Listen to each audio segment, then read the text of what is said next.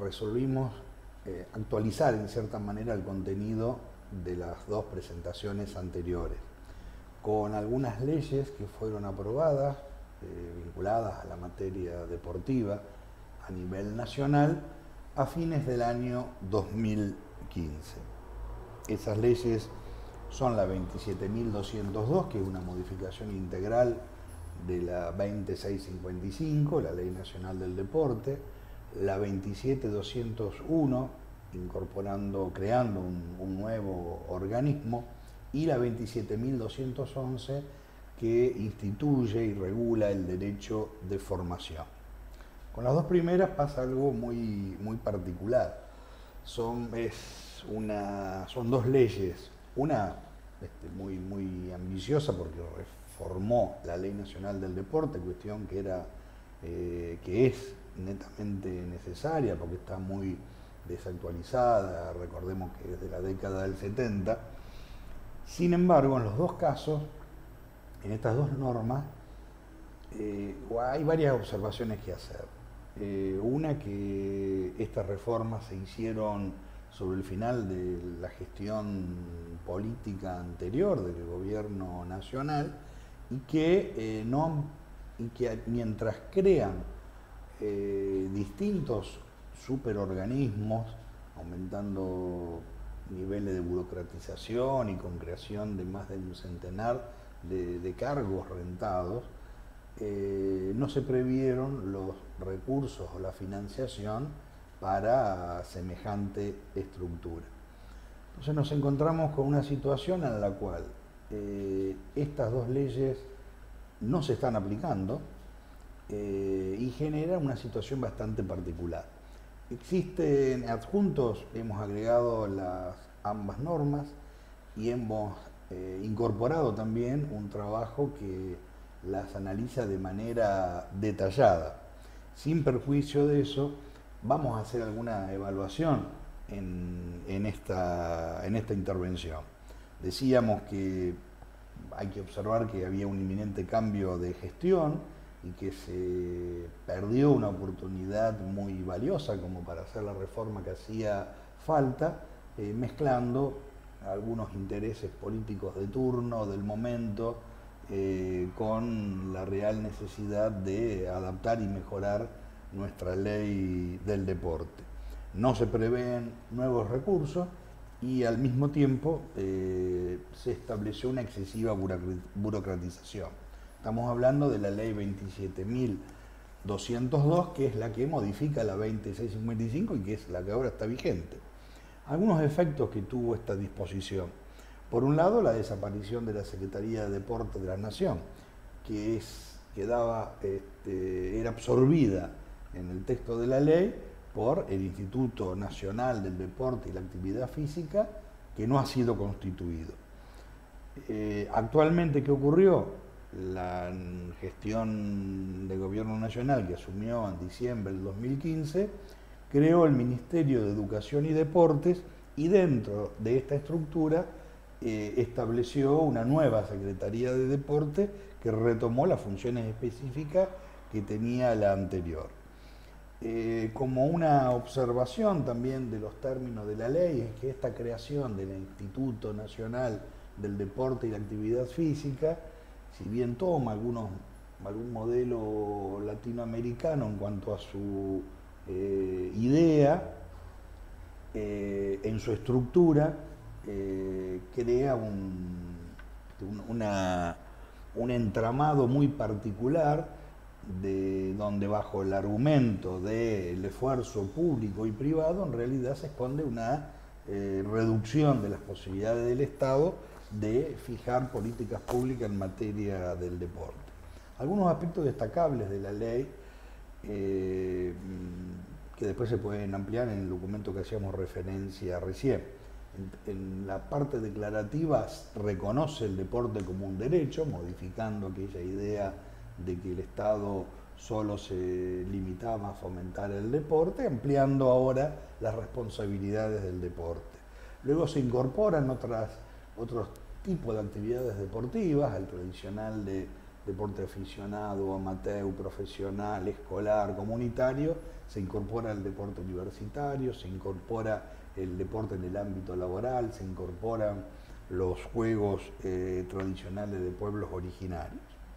Y después hay dos aspectos que sí me parece importante destacar, que sí son soluciones necesarias en el mundo del deporte y que obviamente quedarán sujetos a la reglamentación pertinente. Uno es una serie de beneficios en materia previsional y el otro es que se devuelve a la posibilidad de deducir de impuesto de ganancias las donaciones en beneficio de asociaciones civiles deportivas.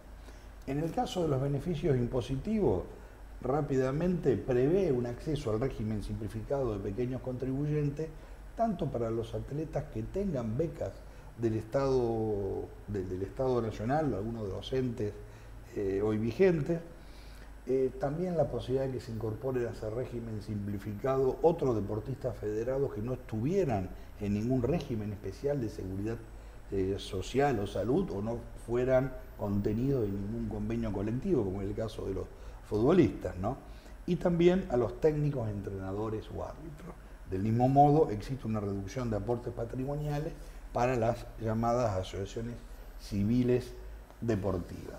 Estos dos aspectos son para verlo en detalle y de qué manera se puede impulsar su cumplimiento, ¿no? Brevemente, ¿cuáles son estos nuevos organismos que hacemos referencia?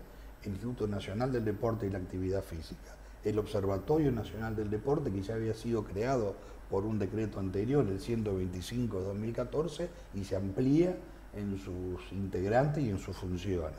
El Consejo Nacional del Deporte, que si bien estaba en la ley, en la 2655, se amplía a más de 64 integrantes. Los consejos regionales con coordinadores regionales nombrados por el Estado Nacional. Los consejos municipales y la Comisión Nacional del Deporte y la Actividad Física en el ámbito educativo.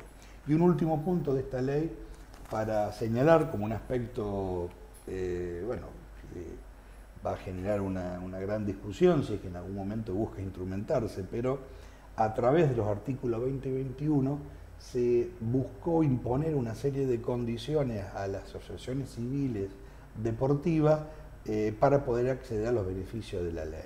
Por ejemplo, que en cada lista de autoridades hubiera un mínimo de 20% entre jóvenes y mujeres de 18 a 29 años, que hubiera un reconocimiento de lugares para la minoría cuando ésta obtuviera un 25% en una elección de autoridades, y que los presidentes de los clubes y de las federaciones tuvieran solo 4 años de mandato con una sola reelección. Con un argumento que es razonable de evitar, sobre todo a nivel de federaciones nacionales, la eternización en los cargos de los dirigentes deportivos, se buscó este mecanismo, pero que se amplió hasta los clubes más pequeños, ¿no? Difícilmente la Inspección General de Personas Jurídicas pueda aplicar estas normas, porque además están vinculadas al conjunto de la ley que, como dijimos, no se está cumpliendo y no existe intención aparentemente del Gobierno Nacional de llevarla adelante. Lo mismo ocurre con el Ente Nacional de Desarrollo Deportivo, que fue creado por otra ley el mismo día. Ambas leyes fueron del 28 de octubre del 2015.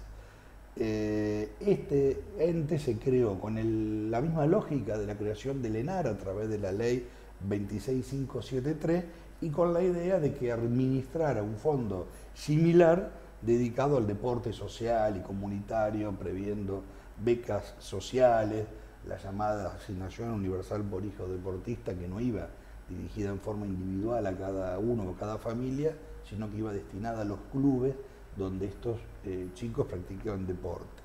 Esto quedó sin financiamiento. El proyecto de ley incluía una tasa sobre la bebida y sobre los vinos y el cigarrillo, y los legisladores de las provincias tabacaleras y vitivinícolas no aprobaron ese artículo, así que se sancionó la ley, se creó el ente, se crearon las becas, pero sin recursos para poder llevarlos adelante. Acá se prevén 6 miembros que iban a ser designados por el observatorio y 6 por la Confederación Argentina del Deporte, queriendo en cierta manera establecer la misma ubicación que tiene el Comité Olímpico en el ENAR, pero organismo, a mi modo de ver, una opinión personal, de baja representatividad efectiva en el mundo del deporte. Y finalmente la última ley a la que queremos hacer referencia en esta actualización, sobre la que seguramente se volverá después al tratarse el tema en particular de derecho de formación, es la 27.211. También se aprobó por el Congreso en noviembre del 2015. Sin embargo, la construcción de esta ley es diferente porque esto fue planteado por la ALADE, la Asociación Latinoamericana de Derecho del Deporte, que viene bregando hace más de 4 años por la aprobación de esta ley que afortunadamente tuvo sanción el año pasado. Establece la obligatoriedad de reconocer un derecho de formación en todas las disciplinas deportivas. Esto implica que los clubes formadores que hubieran intervenido en la formación de un deportista, si ese deportista el día de mañana llega a competir de manera profesional, los clubes formadores puedan recibir un reconocimiento, un resarcimiento por el esfuerzo que hicieron en la formación de ese deportista.